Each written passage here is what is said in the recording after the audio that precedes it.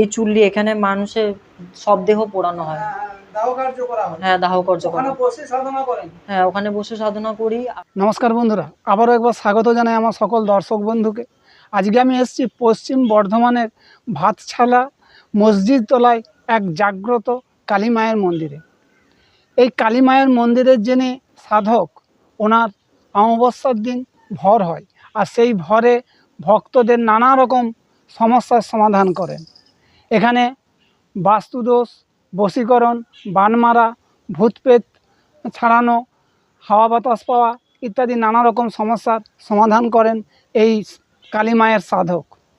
তো এই জাগ্রত কালী মায়ের মন্দির কিভাবে আসবেন, কখন আসবেন, কি বার আসবেন, এখান থেকে কি সমস্যার সমাধান হয়, ফোনের মাধ্যমে কাজ হয় কি না, এই সমস্ত তথ্যই থাকছে আজকের ভিডিওতে।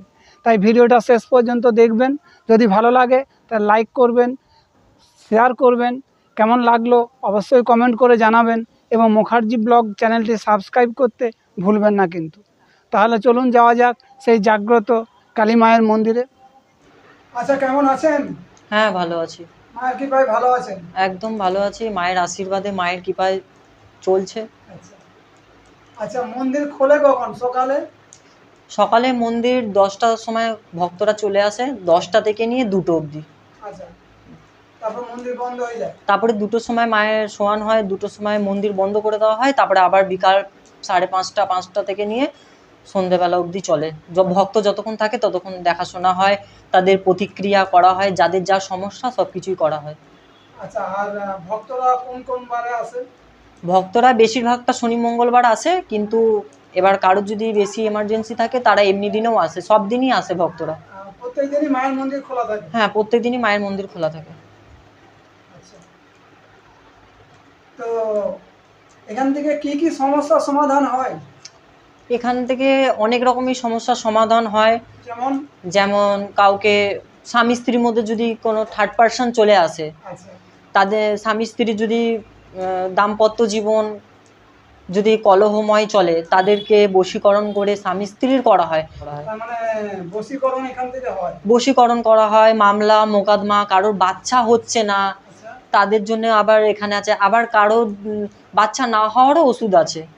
এই যেমন অনেকে হয়তো 4-5টা বাচ্চা হয়ে গেছে বা 2টো হয়ে গেছে, আর নেব না বাচ্চা, অনেকে লাইকেশন অপারেশন করে, তো কিন্তু এখানে অপারেশন করারও দরকার নেই, এখানে ওষুধ খেলেই কাজ হবে। আচ্ছা, এখানে বশীকরণ কি হয়? মহাবশীকরণ হয়? মহাবশীকরণ, তীব্র বশীকরণ, মায়াবী বশীকরণ, যে রকম বশীকরণ সব এখান থেকে হয়? সবই করা হয়। আচ্ছা, এই বলে আজীবন বশীকরণ এটাও হয়? শুনুন, একটা কথা বলি, আজীবন বশীকরণ কেউ কোনোদিন হয় না।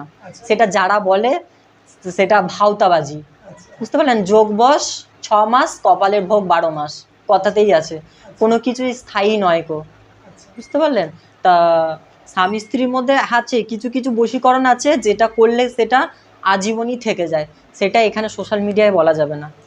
হ্যাঁ, হ্যাঁ, বাস্তুদোষ কাটানো হয়, তারপরে কারোর মহামৃত্যুঞ্জয় হলো, তারপরে কারোর মাঙ্গলিক হলো, সব রকমই দোষই এখানে কাটানো হয়। হ্যাঁ, কাল সর্পদোষও কাটানো হয়। তারপরে আবার কারো ঘরে হয়তো কেউ অপঘাতে মারা গেল, সুসাইড করলো, কেউ হয়তো গা ছমছম ভয় পাচ্ছে, এরকম অনেক এসেছে আমার কাছে, তাদের ঘরে গৃহবন্ধনও করা হয়। এবার বাস্তুদোষ লেগে গেল, সেই বাস্তুদোষও নিরাময় করা হয়। কিভাবে করা হয় একটু যদি বলেন?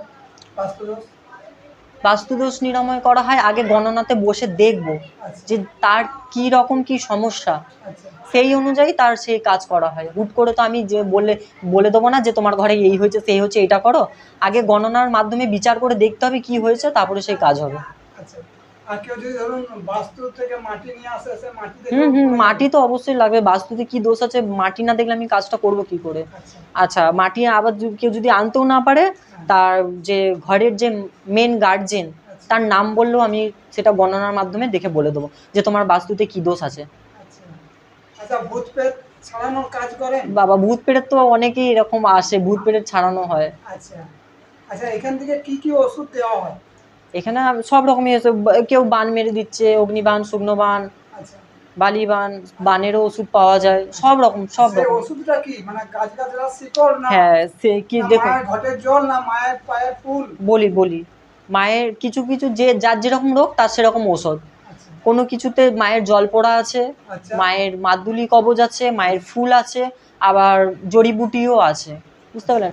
এবার এখানে অর্শর ওষুধও পাওয়া যায়। আচ্ছা, অর্থ ওষুধও পাওয়া হ্যাঁ, যায়। অনেকে অর্শ দীর্ঘদিন ধরে ভুগছে, তাদের হ্যাঁ, জন্য হ্যাঁ। জড়িবুটিও পাওয়া যায়। আচ্ছা আচ্ছা, বললেন যে এখানে মাদুলি পাওয়া যায়, তো মাদুলি কি আনতে হবে না আপনার কাছ থেকেই পাওয়া যাবে? না, তারা যদি বলে যে আমি রূপোর মাদুলি পরবো বা 3 ধাতুর মাদুলি পরবো, তাদের সেটা আনতে হবে। আর এমনি মাদুলি আমার কাছে পাওয়া যায়।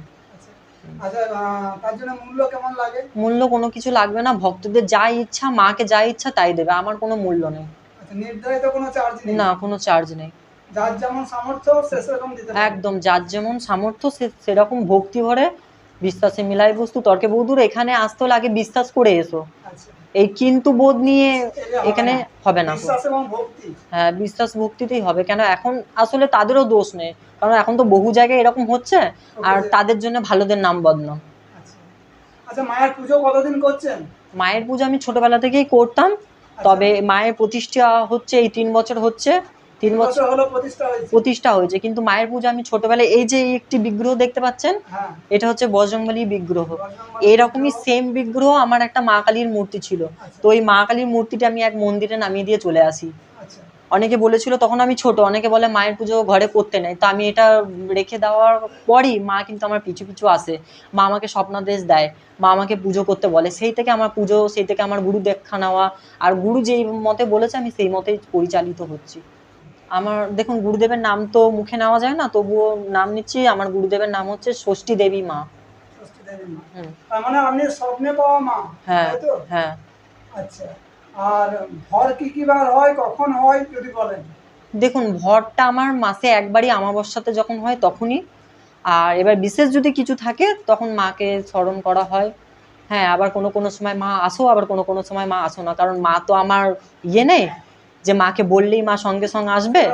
হ্যাঁ, এবার মাকে তৈলমধ্যম করতে হয়, ভক্তি ভরে ডাকলে মা সাড়া দেয়। হ্যাঁ, তবে ওই তো বলেছি, মা আমার সহায় আছে, আমি যেটা দেবো সেটাতেই কাজ হবে, তার কোনো মানে নেই যে মাকে আসতেই হবে। আচ্ছা আচ্ছা, এবার ভর বলে কি হয়, সেটা মায়ের, আমার মধ্যে মায়ের ভাব আসে, হ্যাঁ, সেই আর কি। আচ্ছা আচ্ছা, মাকে উপলব্ধি করেছেন? মাকে কখনো অনুভব করেছেন? মাকে তো আমি প্রায়শই অনুভব করি, আমাদের ঘরের লোকও অনুভব করেছে। কিরকম একটু যদি বলেন? কিরকম বলতে, দেখুন, মা এখানে ছোট্ট বালিকা রূপেও ধরা দেয়, আচ্ছা। আবার মা রূপেও এখানে ধরা দেয়। মা এখান থেকে এই দিক ঘোরাফেরা করে, মায়ের নুপুরের আওয়াজও হয়। আচ্ছা হ্যাঁ, আচ্ছা, আপনি কি চিতা সাধনা করেন? হ্যাঁ। কিসের উপর সাধনা করেন? ওই চুল্লিতে বসে, মানে সাধনা বলতে মায়ের জপ ধ্যানটা ওখানে গিয়ে করা হয়। আচ্ছা, এই যে, মানে এটা তো চুল্লি মনে হচ্ছে। হ্যাঁ, এই চুল্লি, এখানে মানুষের সব দেহ পোড়ানো হয়। দাহ কার্য করা হয়। হ্যাঁ, দাহ কার্য করা ওখানে হয়। বসে সাধনা করেন? হ্যাঁ, ওখানে বসে সাধনা করি। আরো অনেক জায়গায় আছে যেগুলো। আচ্ছা, এটা কোন টাইমে? এটা অমাবস্যা? চতুর্দশী রাতে, আমাবস্যার আগের দিন চতুর্দশী রাতে করা হয়। আচ্ছা আচ্ছা, কেউ যদি বলে তখন আপনারা করেন, তাই তো? না, না, এটা আমি আমার নিজের জন্য করি নিজের জন্য সাধনাটা। করেন, আচ্ছা। এবং কিছু ক্রিয়া আছে যেগুলো শ্মশানে গিয়ে করতে হয়, সেগুলোও করা হয়। সেটা এরকম করে না, সেটা অন্য ধরনের পদ্ধতি আছে, সেই পদ্ধতিতে করা হয়। এটা আমি আমার নিজের জব বাড়ানোর জন্য এটা আমি করি। শ্মশানে যে করেন, হ্যাঁ, চিতার উপর হ্যাঁ, বসে? হ্যাঁ, হ্যাঁ। আচ্ছা, আর ওই পেছনে ওটা ওই খড়গ নাকি? হ্যাঁ, এটা এই খড়গ। নিয়ে আসুন। আর এটাতে কি বলিদান হয়? হ্যাঁ, এটা তো বলিদান হয়। এখানে পাঁঠা বলি হয়? না, পাটা বলি না, এখানে চাল চাল কুমড়ো। কুমড়ো বলি হয়। আর মায়ের মন্দিরে প্রায় আসা হয়? হ্যাঁ, প্রায়ই আসি। মা খুব জাগ্রত? হ্যাঁ, আমার তো বিশ্বাস, কেননা মার কাছে আমি অনেক উপকার পেয়েছি পেয়েছেন? এসে। একটু তাই বলা জন্য। যাবে কি উপকার পেয়েছেন? উপকার বলতে আমার শারীরিক দিক দিয়ে আচ্ছা। উপকার পেয়েছি। তারপরে আমি একটা জায়গা কিনবো, 3 বছর ধরে আমি ঘুরছিলাম, কোথাও হচ্ছে না। হচ্ছে, কথাবার্তা হচ্ছে, অন্য কিছু না কিছু বাধা হয়ে সেটা হয়ে যাচ্ছে। আমি একদিন মায়ের কাছে, যেহেতু মায়ের কাছে আসি, মায়ের কাছে এসে আমি বললাম, যেহেতু আকাশ আমাদের পাড়ার ছেলে, আমি বললাম যে, আকাশ, এরকম এতদিন ধরে একটা জায়গা খুঁজছি, এগোচ্ছি, পাচ্ছি না, কি হচ্ছেও না কেন?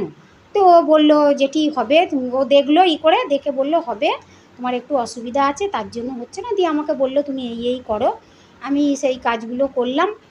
দিয়ে মায়ের কাছে বললো, তুমি মাকে কিছু বলো যে আমার মনস্কামনা পূর্ণ হলে আমি পুজো দেবো বা কিছু, তুমি মাকে বলো। আমি সেই মতো বললাম। আর ও বললো যে, এবার যেখানেই যাবে তুমি মায়ের পুষ্প নিয়ে যাবে সাথে করে। জায়গা দেখতে যাও, কথা বলতে যাও। তা আমি নিয়ে গেলাম, দিয়েছিল, আমি নিয়ে গেছি। তা আমার কিছুদিনের মধ্যেই আমি ফল পেয়ে গেছি, আমি জায়গা কিনেওছি, পেয়েওছি, তাই জন্য আমার আরও বিশ্বাস। তার মানে ভক্তি এবং বিশ্বাস নিয়ে মায়ের হ্যাঁ। কাছে এলে মা কাউকে নিরাশ করে না, এটা আমারও বিশ্বাস। তো বন্ধুরা, ভক্তি এবং বিশ্বাস নিয়ে আপনারাও আসতে পারেন, তবে এখানে এলেই যে কাজ হয়ে যাবে এমন নয়, মনের ভক্তি এবং বিশ্বাস অবশ্যই রাখতে হবে। তো যাই হোক, আজকের ভিডিও কেমন লাগলো অবশ্যই কমেন্ট করে জানাবেন, আর ভালো লাগলে একটা লাইক করে সাথে থাকবেন এবং একটা সাবস্ক্রাইব করে পাশে থাকবেন। তো আবার দেখা হবে পরবর্তী অন্য কোথাও, অন্য কোনো দিন। ভালো থাকবেন, সুস্থ থাকবেন। তাহলে আজ এই পর্যন্তই, টাটা।